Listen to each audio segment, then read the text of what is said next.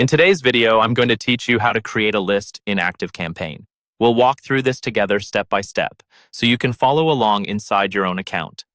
By the end, you'll have a brand new list ready to use for your email marketing, automations, or any segment of contacts you want to organize.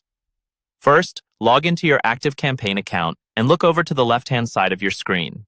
In the main navigation menu, find and click on Contacts. This is where all of your people live inside ActiveCampaign, and it's also where you'll manage your lists, tags, and segments. Once you're in the Contacts area, look for the secondary menu near the top or side of the page and click on Lists. This will take you to the main lists dashboard. Here, you'll see any existing lists you've already created, along with some basic stats like how many contacts are on each list.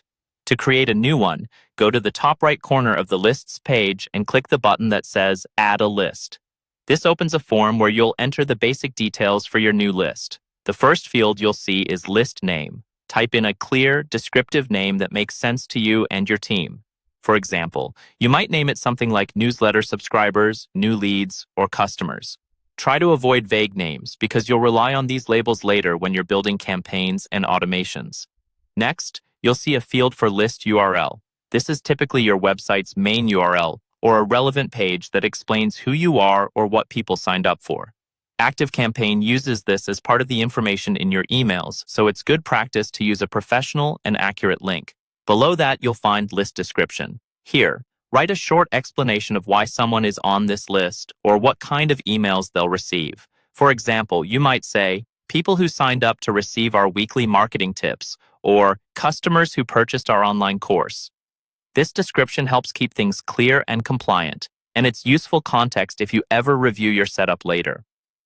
Once you've filled in the name, URL, and description, double-check everything for accuracy and clarity. When you're happy with it, go ahead and click the Add or Save button to confirm and create your list.